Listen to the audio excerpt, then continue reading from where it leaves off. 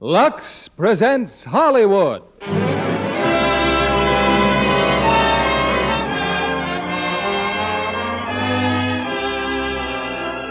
Lever Brothers Company, the makers of Lux Toilet Soap, bring you the Lux Radio Theater, starring Gloria Swanson, William Holden, and Nancy Gates in Sunset Boulevard. Ladies and gentlemen, your producer, Mr. William Keighley.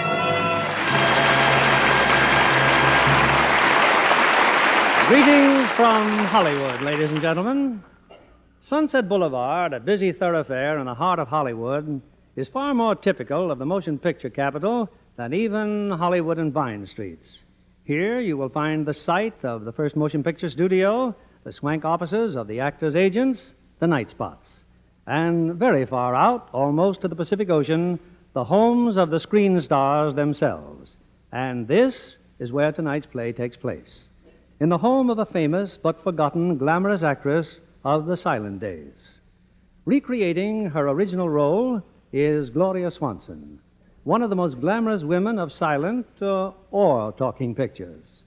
Also playing his original role in this Paramount picture, which, by the way, received 11 nominations for Academy Awards, is that excellent actor, William Holden, and Nancy Gates, making her first appearance on our stage. Yes, Sunset Boulevard, with its many Lux girls traveling from studio to studio, is as representative of Hollywood as the Lux girls themselves. For in this capital of beauty, Lux toilet soap is a favorite complexion care. Now here's Sunset Boulevard, starring Gloria Swanson as Norma Desmond, William Holden as Joe Gillis, and Nancy Gates as Betty Schaefer, with John Wengraf as Max.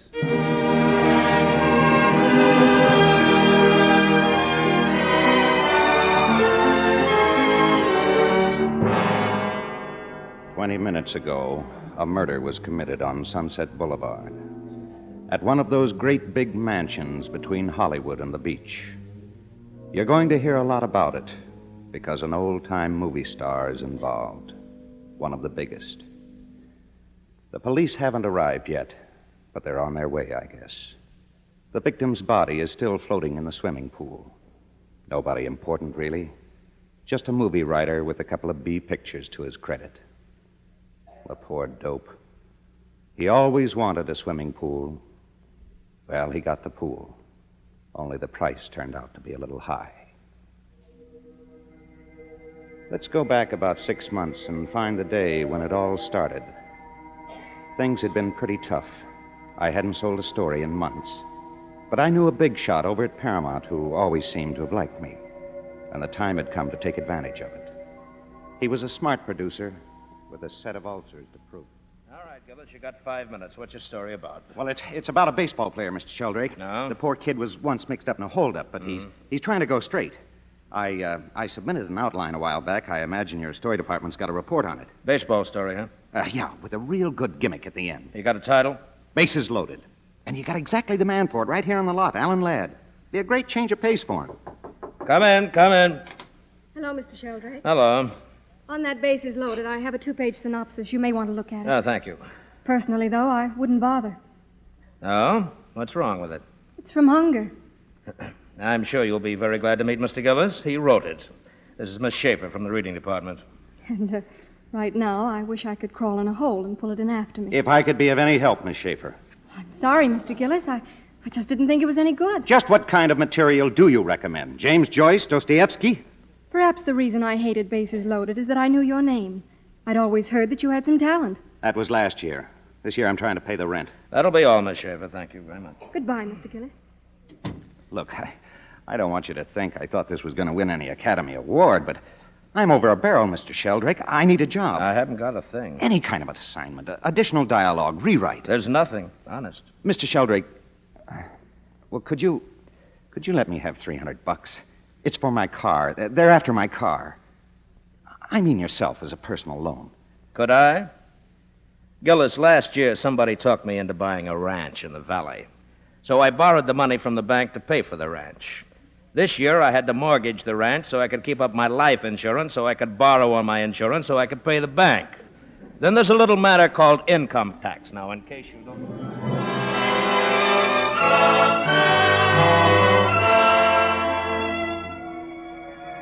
Well, that was that.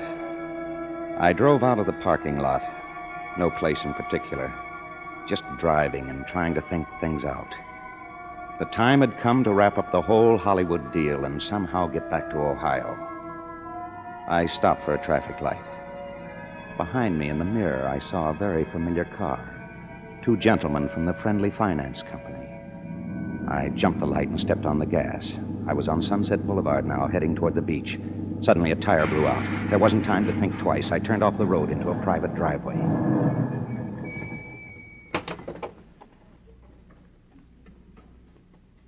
I ducked behind some fancy shrubbery and waited. I was safe. The house was a great big white elephant of a place. The kind crazy movie people built in the crazy 20s. A neglected house gets an unhappy look. This one had it in spades. Dismal and damp-looking, all grown over with some devouring sort of ivy. I started wondering how anyone could ever... You there. Why are you so late? Oh, I beg your pardon, but I'm, In here. Come in. I just left my car in the driveway. I had a blowout. I thought maybe Go inside. Have him come up, Max. Wipe your feet. Go on. You're not properly dressed for the occasion. What occasion? Go up the stairs. Now, suppose you listen to me for just a Madame minute. is waiting. For me? Okay. If you need any help, call me. So I went up the staircase. It led to a huge bedroom. On a table, covered with a Spanish shawl, was a monkey.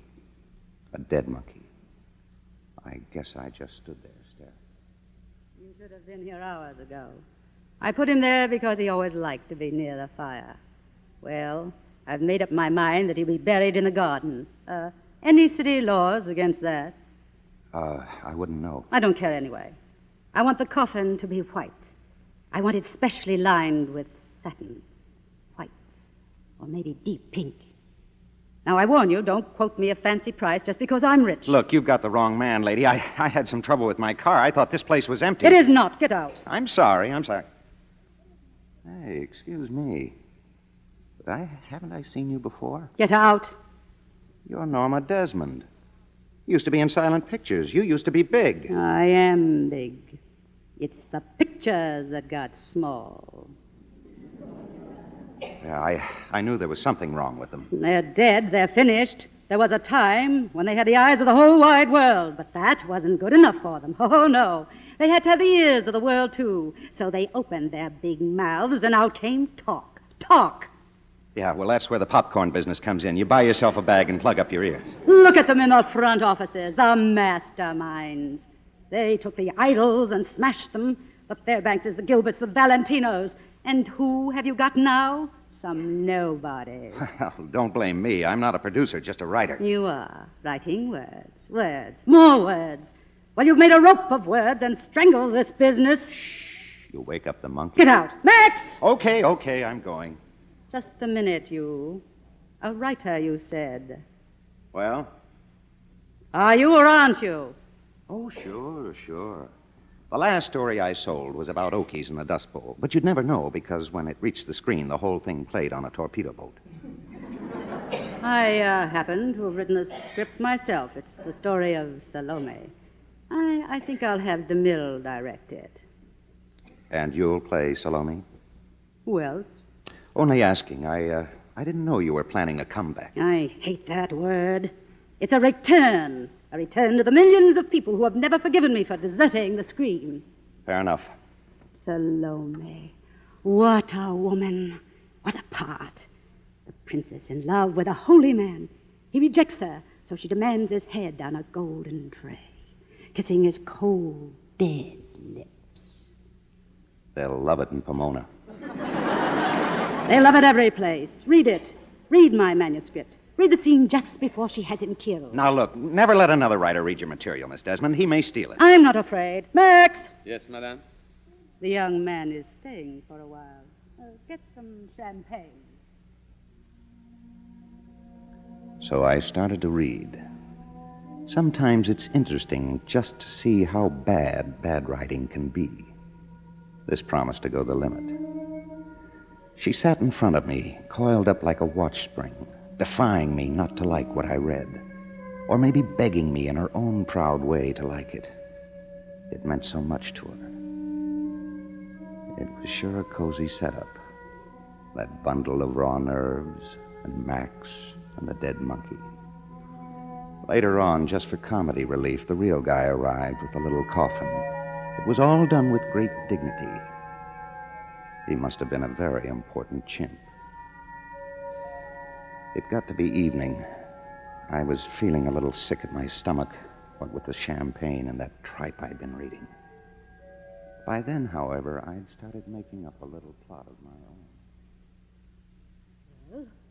Well, you're not going to stop reading. This is fascinating. Of course it is. All it needs is maybe a little more dialogue. What for? I can say anything I want with my eyes. Well, it certainly could use a little editing. I will not have it butchered. Oh, of course not. Just a touch here and there. You can find somebody. Oh, I'd have to have somebody I could trust. When were you born? I mean, what sign of the zodiac? I don't know. What month? What date? Oh, December 21st. Sagittarius. I like Sagittarians. You can trust them. Thank you. I want you to do this work. Me? Oh, no, I'm busy.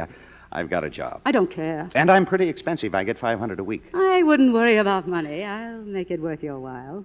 Well, maybe I'd better take it home and look it over there. Oh, no. I won't let it out of my house. You'll have to work here. Well, it's getting kind of late. Are you married, Mr.? Name is Gillis, single. Where do you live? Hollywood, Alto Nido Apartments. There's something wrong with your car, you said. There sure is. Why shouldn't you stay here? Look, I'll come back tomorrow. Nonsense. There's a room over the garage. Max will take you there. Max?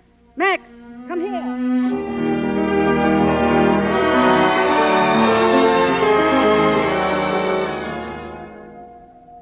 I felt kind of pleased with the way I'd handled the situation. Sure, I'd work on a script. Meanwhile, my car would be safe, and the money prospects looked very good indeed. This garage room has not been used for a long time. Well, I guess it's okay for one night. She's quite a character, isn't she? She was the greatest of them all. You wouldn't know. You're too young. In 1 week, she received 17,000 fan letters. Yeah. I sure turned into an interesting driveway. You did, sir. Good night, Mr. Gillis. I pegged him as slightly cuckoo, too. A stroke, maybe. Come to think of it, the whole place seemed to have been stricken with a kind of creeping paralysis, out of beat with the rest of the world, crumbling apart in slow motion. When I woke up the next morning, all my belongings were there. Suitcases, books, even my typewriter. I threw on some clothes and ran over to the house. Of course, your things are there. I brought them myself. Is that so? Well, who said you could? Who asked you to? I did. It seemed like a good idea if we are to work together. Well, there's nothing in the deal about my staying here. You'll like it here. Besides, you can't work in an apartment where you owe 3 months' rent. I'll take care of that. It's all taken care of. Max, unpack Mr. Gillis's things. That's been done, madame. Well, pack them up again. I didn't say I was staying. Then suppose you make up your mind. Do you want this job or not? Yes, I wanted the job. I wanted the dough. But it wasn't so simple getting some coherence into those wild hallucinations she called a script. And what made it even tougher was that she was around all the time, hovering over me, afraid I'd do some injury to that precious brainchild. Oh, just a scene I threw out. What scene? Well, the one where you go to the slave market. It's better to cut directly to John the Baptist. Cut away from me. Well, honestly, they don't want to see you in every scene. Don't they? Then why do they write me fan letters every day? Why do they beg me for my photographs? Why? Because they want to see me, Norma Desmond. Okay. Put those pages back there where they belong. So I put them back. You don't yell at a sleepwalker. He may fall and break his neck. That was it. She was still sleepwalking along the giddy heights of a lost career. Plain crazy when it came to that one subject. Her celluloid self, the great Norma Desmond. It wasn't all work, of course. Sometimes there'd be little bridge games at the house. Friends of hers, actors, dim figures you might still remember from silent pictures. I used to think of them as her waxworks, fragile and old. They'd come and they'd go, quietly like ghosts. They never spoke to me. I don't believe they even asked her who I was.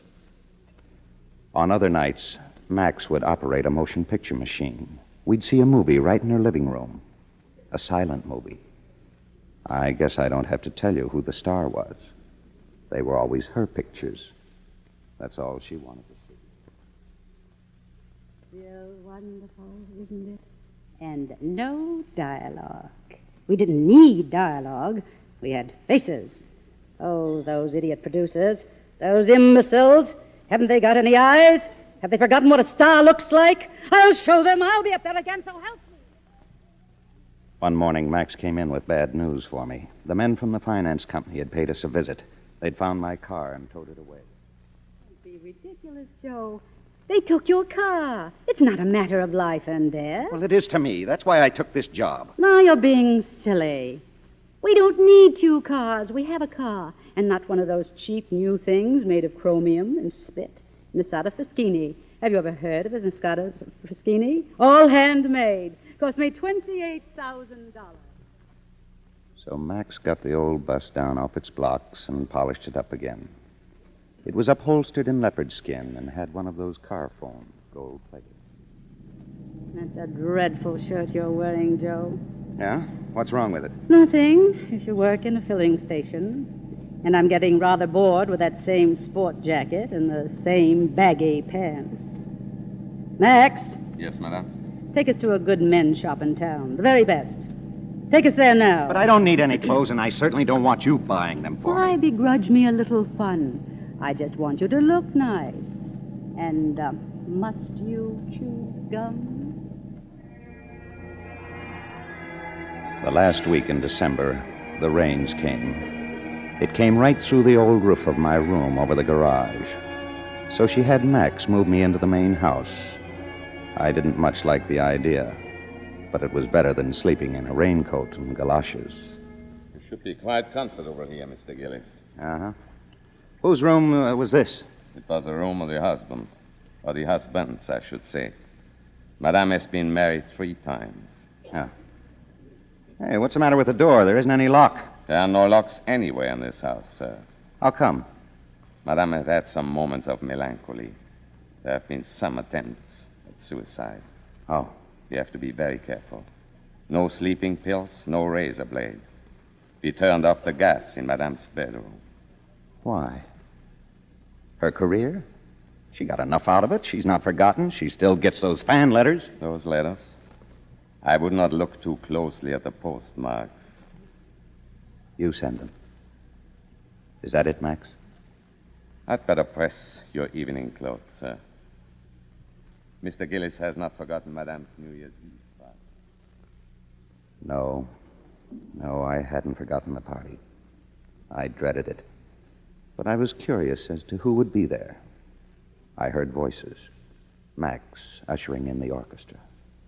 A little later on, they started to play. I went downstairs. This was the night I was to find out how she felt about me. I'd been an idiot not to have sensed it coming. That sad, embarrassing revelation. She was dancing alone, a tango. And then she saw me and came over to the foot of the stairs.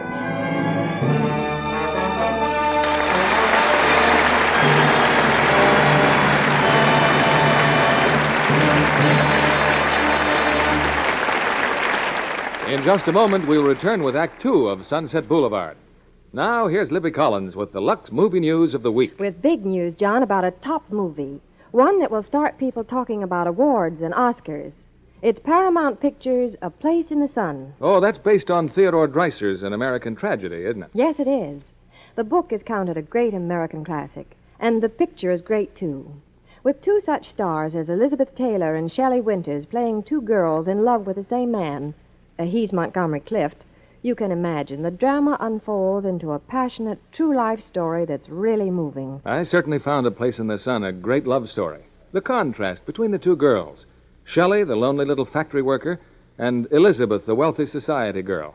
But in real life, both girls are so beautiful. No, why shouldn't they be, John? Especially when they're both... I know, Libby. Both Lux girls. Didn't their close-up show you two beautiful examples of Lux's lovely complexions? Mm-hmm. You know, Elizabeth Taylor tells me she never skips her Lux soap facials for a single day. This is what she says about Lux. I work the creamy, active lather well into my skin. Rinse with lots of warm water and a dash of cold. Then I pat gently with a soft towel to dry.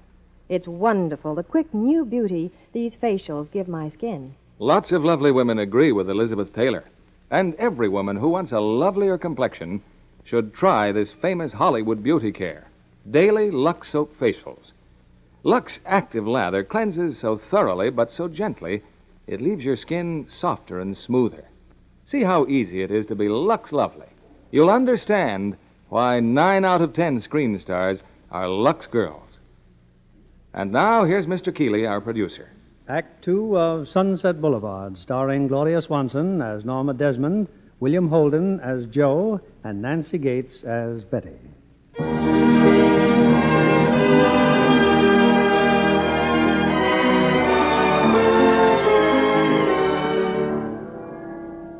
If there had been any hope of ducking that New Year's Eve party, believe me, I wouldn't have been there. As it was, I had put on that dinner jacket from the best shop in town and went downstairs. No, you look absolutely divine. Turn around. Oh, please. Come on. Perfect. Wonderful shoulders. And I love that line. Oh, it's all padding. Don't let it fool you. Cute. You know, this floor used to be wood, but I had it changed. Valentina said there's nothing like tile for a tango. You tango, don't you? Not on the same floor with Valentino. Norma, it's late. What time are they supposed to get here? Who? The other guests. There are no other guests. This is for you and me, Joe. Oh? Hold me tighter. Okay. You think this is all very funny. A little. Be patient, Joe. You think it's nice, not funny. You think it's very nice. So we danced, Norma Desmond and I, in a room big enough for a softball game, to the music of a 20-piece orchestra. What a wonderful year it's going to be, Joe. What fun we'll have. I'll fill my pool for you. Or I'll open my house in Malibu, and you can have the whole ocean. And when our picture's finished, I'll buy you a boat, and we'll sail to Honolulu. Oh, stop it. You're not going to buy me anything anymore. Don't be silly. I'm rich, Joe. I'm richer than all this new Hollywood trash. I've got $1 million. Keep it. I own 3 blocks downtown. I've got oil in Bakersfield, pumping. What's it for? But to buy us anything we want. Cut out that us business. What's the matter with you? Has it ever occurred to you that I may have a life of my own, that there may be some girl that I'm crazy about? Who? Some car hop? Some dress extra from Central Casting? What I'm trying to say is that I'm all wrong for you. You want a Valentino, somebody with polo ponies, a big shot. What you're trying to say is you don't want me to love you, is that it? Well, say it! Say it! Say it!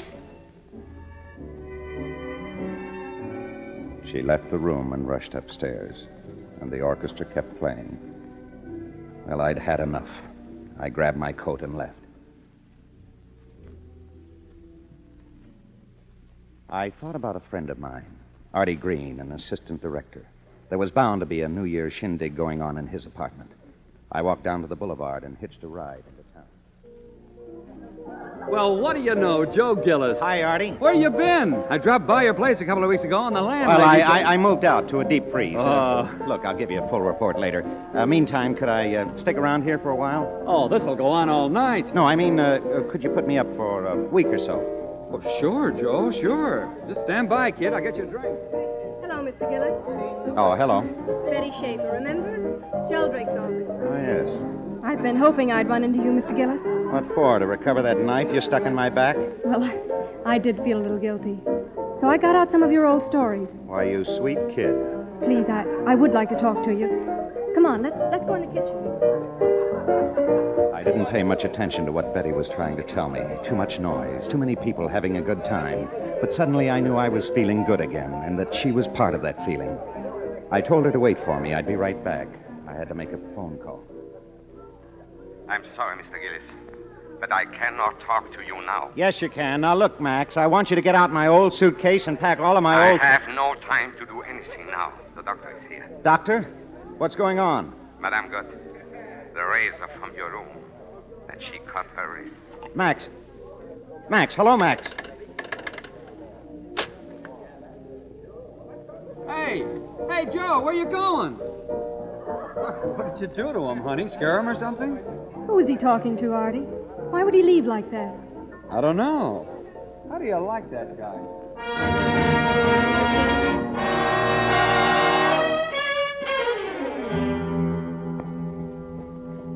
Thank you for coming back, Mr. Gillis.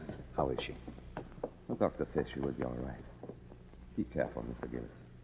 Be careful what you say to her.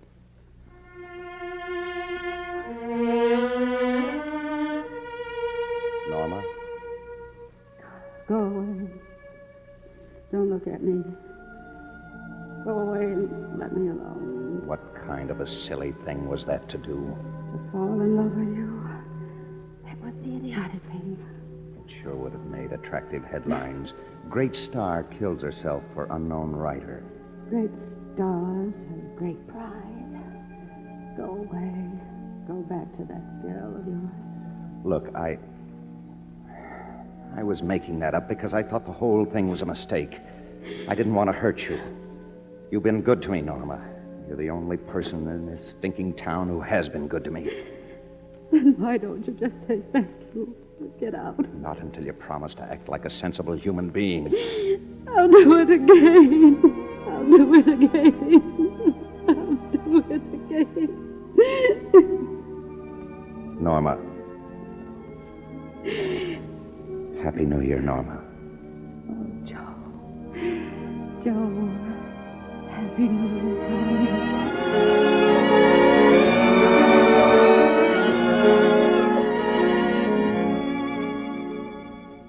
By the following day, if it hadn't been for her bandaged wrists, no one would have dreamed that here was a woman who'd tried to kill herself. Immediately, Max, immediately. Take the script over to Paramount, and be sure you deliver it to Mr. DeMille in person. Very good, madam. You're really going to send it to DeMille? Well, this is the day. This is the day, Joe. Look, here's the chart from my astrologer. She's read DeMille's horoscope. She's read mine. Did she read the script? Norma, scripts don't sell on astrologers' charts. But, darling, I'm not just selling the script. I'm selling me. DeMille always said I was his greatest star. When did he say it, Norma? Well, all right, it was quite a few years ago. But the point is, I never looked better in my life.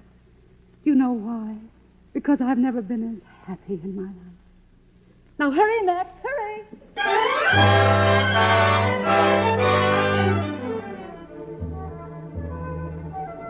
It's for you, madam. The telephone.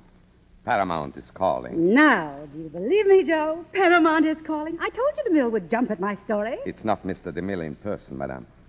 Someone by the name of Gordon Cole. He says it is very important. Certainly it's important. The very idea of having some assistant call me. Say that I'm busy and hang up. Very good, madam. How do you like that?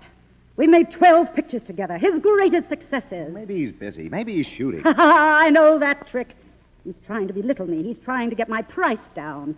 I've waited 20 years for this call. Now DeMille can wait until I'm sure. About 3 days later, she was good and ready. Incredible as it may seem, there had been more of those urgent calls from Paramount. So she put on a half a pound of makeup, fixed it up with a veil, and set forth to see DeMille in person. Joe, are you sure you don't want to see Mr. DeMille with me, dear? No, I'll wait outside. It's your script, Norma. It's your show. Good luck. Thank you, darling. Max, what are we waiting for? The gate, madam. Hold that noise, will you, please? To see Mr. DeMille. Open the gate. Mr. DeMille is shooting. You got an appointment? No appointment necessary. I'm bringing Norma Desmond. Ooh. Norma Desmond. Jonesy! It is you, Jonesy. What? Why, Miss Desmond. Oh, how have you been, Miss Desmond? Just tell that officer to open the gate. Sure, Miss Desmond. Okay, Mac, open it up. Yeah, they can't drive on the lot without a pass. Miss Desmond can. Open it up. Where's Mr. DeMille shooting, Jonesy? Stage 18, Miss Desmond. Thank you, Jonesy. And teach your young friend some manners. Tell him without me, he wouldn't have any job. Because without me, there wouldn't be any Paramount studio. Max, stage 18. It wasn't possible. How could a man of DeMille's intelligence see even a glimmer of hope in a script as bad as the one she'd sent him? But he came out of the sound stage and put his arms around her, and then led her into his cell. You saw them, Mr. Gillis? The extras, the electricians. They fall all over each other just to get a look at her. You see that row of offices? That used to be Madame's dressing room. The whole row. Ah, didn't leave much for Wallace Reed. Oh, that sign over there, Max. Reader's department. Reminds me, I want to look up somebody. I'll be back in a few minutes. Well, for heaven's sake, come on in. Have a chair. Hello, Betty. I just thought I'd tell you that if you still think there's anything in that story of mine, go ahead, take it. It's all yours. Why? Well, it's no good to me. Help yourself. I mean it. That doesn't make sense. Besides, I'm just not good enough to do it by myself. Well, what about all those ideas you had? You don't even know what they are. Maybe they aren't any good. Oh, look, Joe, please, if you're busy, maybe we could work evenings or even 6 o'clock in the morning. Artie would just love that. Well, for the next month, Artie won't mind at all. He's out of town. Incidentally, we're engaged. Oh? Huh. Well, good for you. You couldn't find a nicer guy. That's what I think. Anyway, he's on location in Arizona, so I'm free every evening and every weekend. Look, Betty, it can't be done. It's out. Now stop being chicken-hearted and write that story. And don't make it too dreary. Get a few laughs in it. So long, Betty. Good luck. Oh, honest to goodness, I hate you. As I walked back to the car, I saw someone talking to Max. He was just leaving. Then Max turned to me and looked at me helplessly. What's the matter? That man, one of DeMille's assistants. Well? The reason for all those telephone calls to Madame. It was not DeMille. It was the property department who called. Property department? The car. They saw the car when I brought the script here. They want to rent the car for a Bing Crosby picture. And DeMille's going to tell her then? He will know what to tell her. He remembers her. He will not break her heart. Take it easy. She's coming. You see? Look at her. Look at her. She's radiant. Well, how'd it go? Oh, it couldn't have gone better. It's practically set. Of course, he has to finish this picture first. It's a circus picture. But I'm next. I'm sure I'm next. He said nothing would please him more than to work with me again. Norma. Oh, it's nothing. I just didn't realize what it would be like to come back to the old studio. Oh, what are you waiting for, Max? Forgive me, madame. Your arm, madame.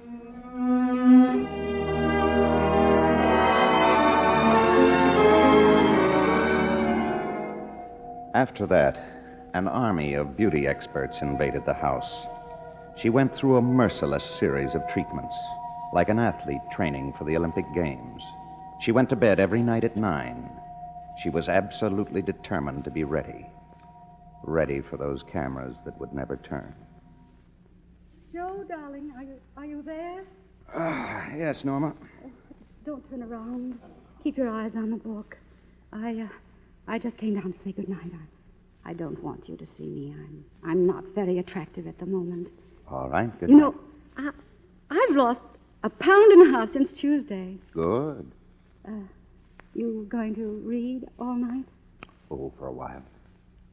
You went out last night, didn't you, Joe? I went for a walk. No, you didn't. You took the car. It's all right. It's just that I don't want to be left alone. Not while I'm under this terrible strain. All I ask is for you to be a little patient and a little kind. Norma, I haven't done anything Of course you haven't. I wouldn't let you. Good night, darling. Yes, she was right. I was playing hooky every night. That story of mine that Betty Schaefer had dug up kept going through my head like a locomotive. I'd phoned her, and we'd started working on it, just the two of us in her office, nights when the studio was deserted. And sometimes when we got stuck, we'd walk around the lot, just wandering down alleys between the sound stages or through the sets they were getting ready for the next day's shooting. It was on one of those walks that Betty first told me about her nose. So naturally, my family expected me to become a great star. Anyway, the studio made a test, but they didn't like my nose. It slanted a little. Oh, they're crazy. Oh, no, they're not. So I went to a doctor and had it fixed. Then they gave me another test. This time they were crazy about my nose, but they didn't like my acting. That's the saddest thing I ever heard. Oh, not at all. It really taught me a little sense. So I got a job in the mailroom, then stenographic, and now I'm a reader. 3 cheers for Betty Schaefer. I will now kiss her nose. If you please. May I say that you smell real special? Must be my new shampoo. No. No, that's not shampoo. It's more like freshly laundered linen handkerchiefs. And may I suggest that if we're ever to finish our story, you stay at least 2 feet away from me at all times. Now let's walk back to your office.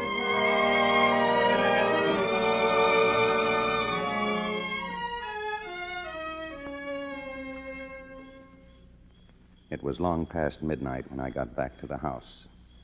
Max was waiting for me in the patio. Mr. Gillis, you must be very careful. Madame may be watching. Mr. Gillis, I'm not inquiring where you go every night. Well, why don't you? I'm writing a script, and I'm going to finish it. It is just that I am greatly worried about Madame. You're not helping her any, feeding her lies and more lies. What happens when she finds out there isn't going to be any picture? She will never find out. That's my job.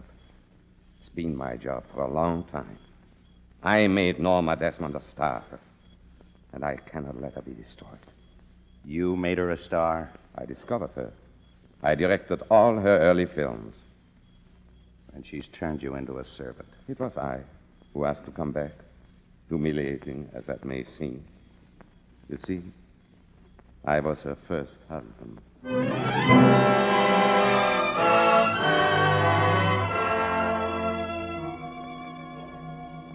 The following night, as usual, I was in Betty's office. Betty was strangely quiet. It wasn't like her. Something had happened. Sorry, Joe. I don't want to talk about it. Oh, is it about me? What have you heard? No. It's Artie. He sent me a telegram. Oh? Anything wrong? He wants me to come on to Arizona, Joe. He said it only cost $2 to get married there. Well, why don't you? Well, stop crying, will you? You're getting married. That's what you wanted. I don't want it now. Why not? Don't you love Artie? Of course I love him. I always will. I'm not in love with him anymore, that's all. What happened? You did? Oh, Joe.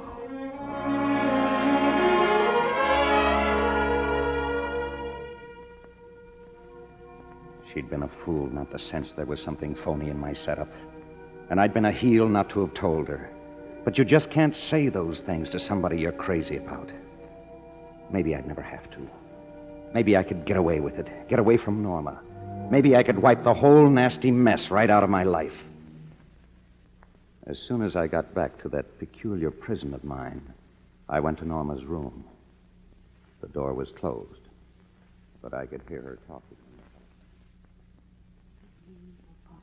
It's so late, Miss Schaefer. But I really feel it's my duty. Never mind who I am. You do know, Mr. Gillis. Exactly how much do you know about him? Do you know where he lives? Do you know how he lives? Miss Schaefer, I'm trying to spare you a great deal of misery. Very well, then. Ask him. Give me that phone. No, Joe, no. Give it to me. That's right, Betty. Ask me. Or better yet, why don't you come out and see for yourself? The address is 10,086 Sunset Boulevard. Don't hate me, Joe. Don't hate me. I found a script in your room. Your name was on it. Your name and hers. I called her up because I need you. I need you as I never needed you before. Oh, look at me. Look at my hands. Look at my face. Look under my eyes. How can I go back to my work if I'm wasting away under this torment? You don't know what I've been through these last weeks.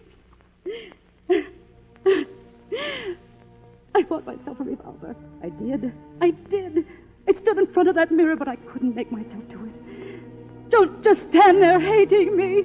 Shoot at me, strike me, but don't hate me. Oh, Joe, what are you going to do? What are you going to do? What are you going to do?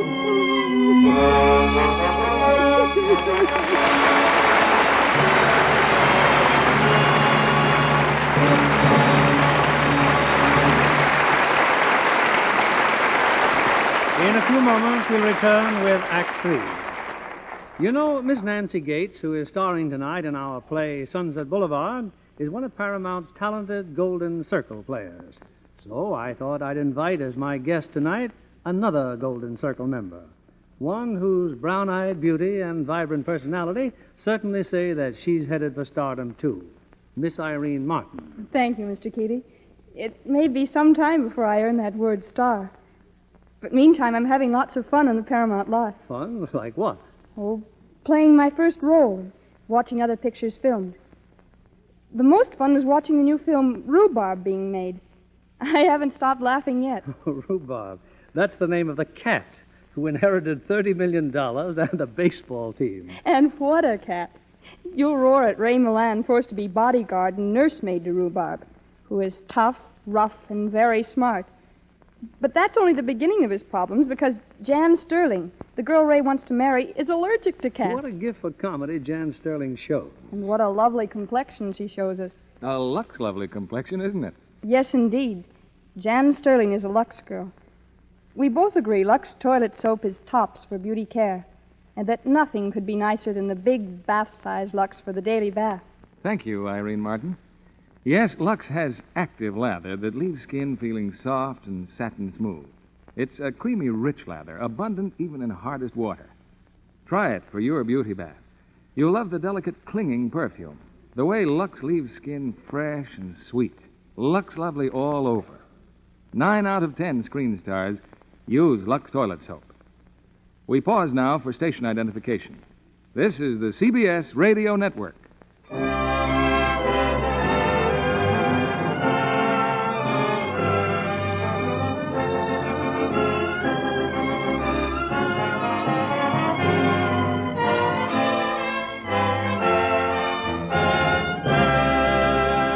The curtain rises on Act 3 of Sunset Boulevard, starring Gloria Swanson as Norma Desmond, William Holden as Joe, and Nancy Gates as Betty, with John Wengraf as Max.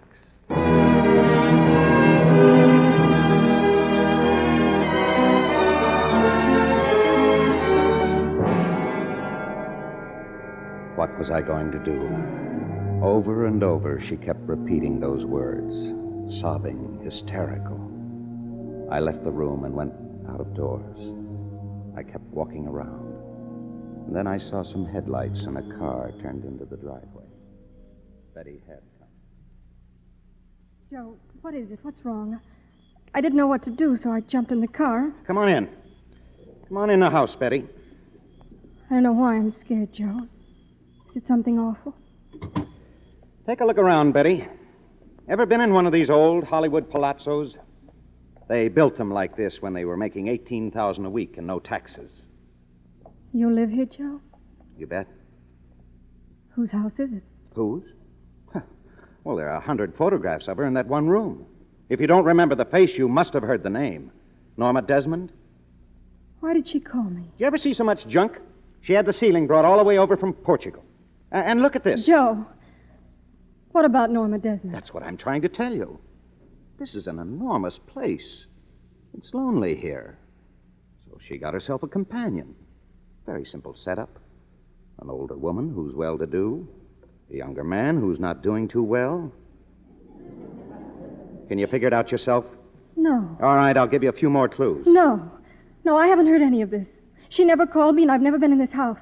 Now get your things together and let's get out of here. All my things? My 18 suits, my custom-made shoes, the 6 dozen shirts, the cufflinks, and the platinum keychains and cigarette cases? Come on, Joe. Come on where? Back to a one-room apartment I can't pay the rent for? Back to a story that may sell and very possibly may not? If you love me, Joe. Look, sweetie, be practical. I like it here. Maybe it's not very admirable. Well, you and Artie can be admirable. I can't look at you anymore, Joe. How about looking for the exit, then? This way. Good luck to you, Betty. You can finish that script on your way to Arizona.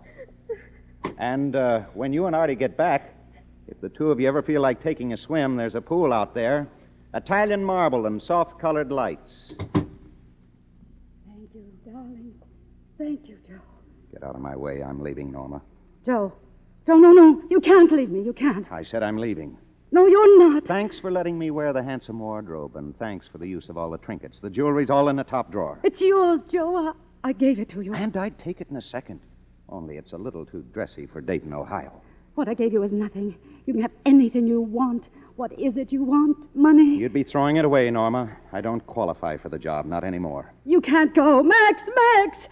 I can't face life without you. And you know I'm not afraid to die. That's between you and yourself. You think I made that up about the gun, don't you? All right, see, I do have a gun. I suppose you don't think I have the courage. Oh, sure. You don't. If it would make a good scene. You don't care, do you? Well, hundreds of thousands of people will Oh, wake care. up, Norma.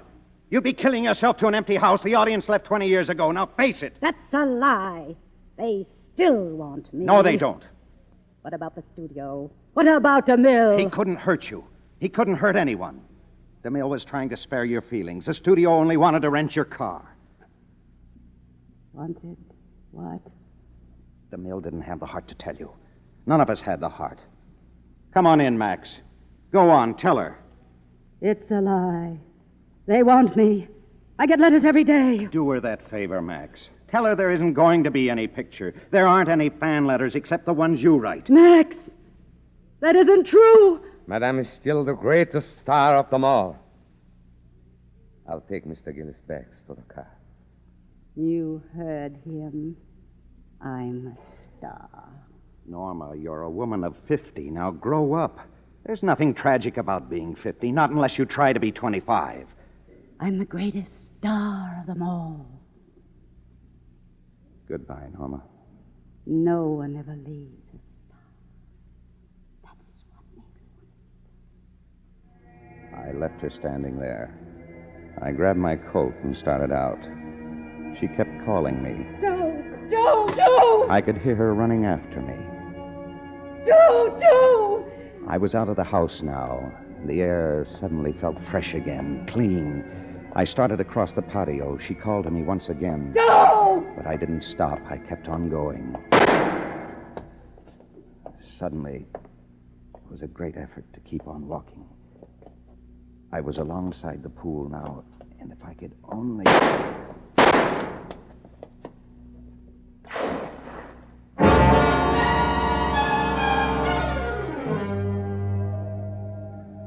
Well, this is just about where you came in. Back at that pool again.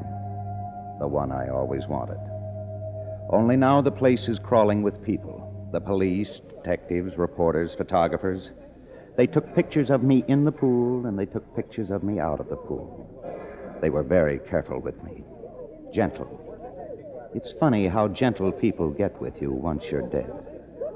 Well, the newsreel guys are roaring in now. Here's an item everybody can have some fun with. The heartless so-and-sos. What would they do to Norma?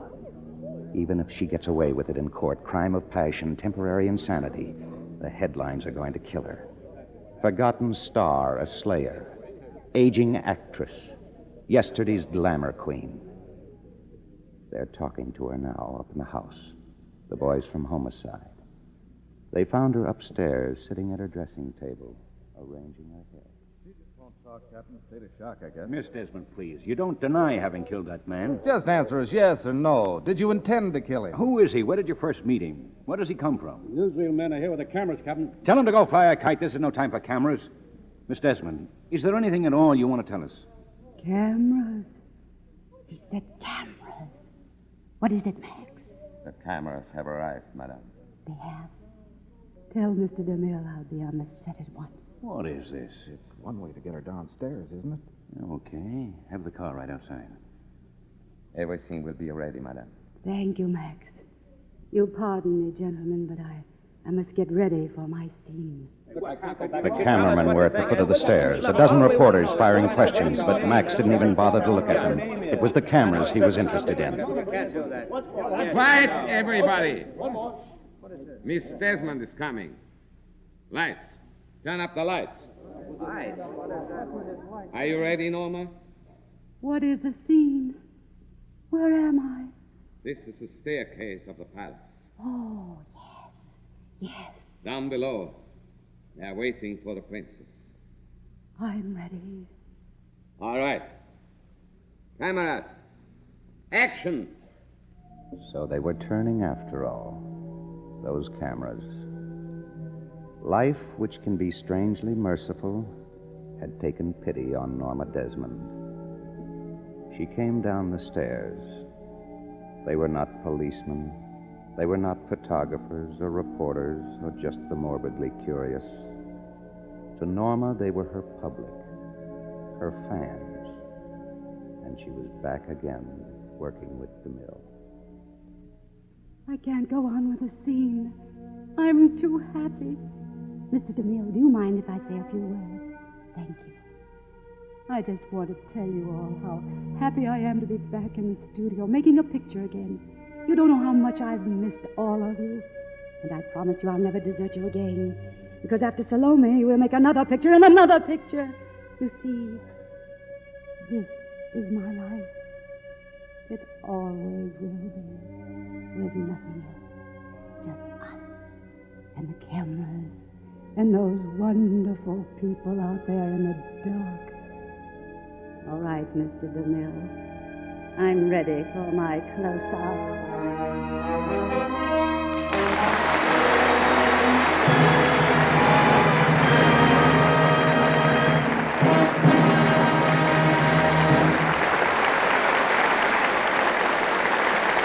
In a few minutes, we want you to meet our stars in person. Mr. Keeley will tell you about next week's show. But first, here's Libby Collins with a very exciting question. Who is the lovely Lux girl? Oh, you mean who is the mystery star in the big Lux Girl contest? That's it. The lovely Hollywood star with her eyes masked out. Her picture's appearing in newspapers everywhere, on posters in grocery stores all over the country. Give our listeners a clue, Libby, to help identify her. Right. Our Lux mystery girl is the star of Metro-Goldwyn-Mayer's Too Young to Kiss. That makes it easy for everyone to identify her and to enter this wonderful Lux contest. The prizes, John, are simply wonderful.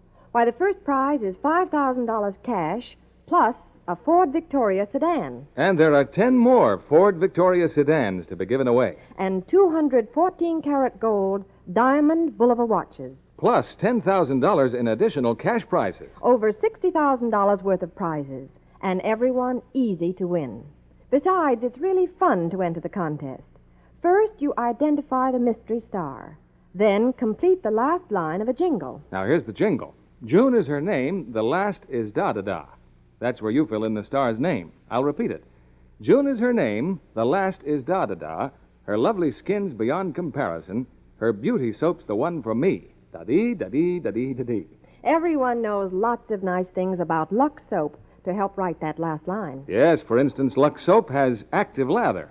Rich, creamy lather that cleanses gently but thoroughly, leaves skin softer, smoother.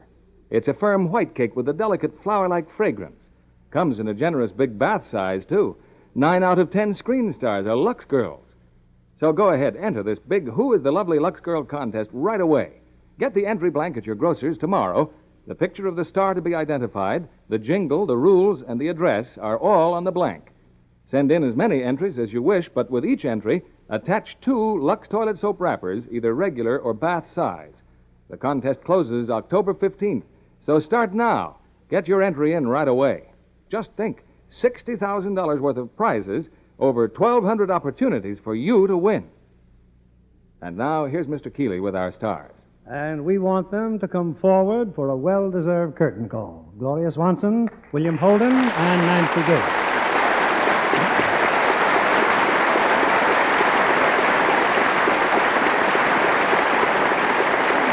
Gloria, I can't tell you what pleasure it gives me to welcome you to the Lux Radio Theater. Thank you very much, Bill Keeley.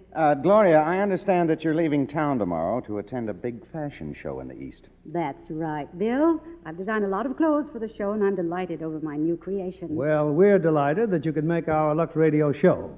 Gloria, with all your activities, motion pictures, stage, your radio and television shows, dress designing, manufacturing... Now, Bill, that's enough about me. What about Nancy Gates? Me? Well, I just recently signed with the studio, Miss Swanson. And I do think I'm very fortunate to start off as a member of Paramount's Golden Circle. You sure are, Nancy. I was a member of the original Golden Circle Players, and it was one of the best breaks of my career. Well, Bill, I think the Golden Circle is filled with very talented young people. And, of course, all the girls would like to be a glamorous star like you, Miss Swanson. Oh, thank you, Nancy. Thank you. And now, what about Bill? What have you been doing recently? Well, I just finished a picture at Paramount with Nancy Olson and Bill Bendix called Submarine Command. A submarine commander? That's something I haven't done. The picture I just finished, 3-4-bedroom C, is all about a staid but attractive scientist and motion picture star. He knows everything about atomic radiation and nothing about the warm human chemical radiation that takes place between the male and the female. But he learns. Yes, indeed. He learns. You're just the one to teach him. You know, that sounds like a real comedy hit. And speaking of hits, Gloria, a Lux soap is a real hit with everyone. Well, now, that's not new, Bill. For a long time, we screen actresses have depended on Lux toilet soap. That's right, Miss Swanson. And we hope to be screen actresses wouldn't think of missing our Lux soap facials. And I don't want to miss the announcement of next week's show, Bill. Next week, we'll have a salute to the motion picture industry. We call it Movie Time USA. And we'll present scenes from 7 important new productions with 15 of our top stars. They will be Mary Alden, Ann Blythe, Leslie Caron, Claudette Colbert, Gary Cooper, Wendell Corey, Bing Crosby, Dan Daly, John Derrick, Joanne Drew, Gene Kelly, Vera Ralston, Donna Reed, Forrest Tucker, and Jane Wyman. Oh. Just a little something they whipped up. Well, that's going to be a great, super great show, Bill. Now I must say good night. We'll all be listening. Good night. Good night, and all our best wishes. If you want real wear from your nylons, take the advice of the people who make stockings. Use Lux. Over 90% of the makers of nylons recommend it. Why? Because it's been proved by scientific strain tests over and over that the Lux Way doubles stocking wear. Hollywood screen stars are thrilled with the way Lux makes even sheer nylons wear and wear. And new Lux with color freshener keeps colors newer looking longer. Get a big box of new Lux tomorrow. Use it for stockings for all your nice washable rayons, silks, and nylons for that nicest new Lux look. Lever Brothers Company, the makers of Lux Toilet Soap, join me in inviting you to be with us again next Monday evening when the Lux Radio Theater presents Movie Time USA with scenes from 7 new pictures with 15 stars. This is William Keeley saying good night to you from Hollywood. Nancy Gates appeared through the courtesy of Paramount Pictures, whose latest release is Here Comes the Groom, starring Bing Crosby, Jane Wyman, and Alexis Smith. Our play was adapted by S.H. Barnett, and our music was directed by Rudy Schrager. This is your announcer, John Milton Kennedy, reminding you to join us again next Monday night to hear Movie Time USA, starring 15 stars in 7 of their latest pictures. This is the CBS Radio Network.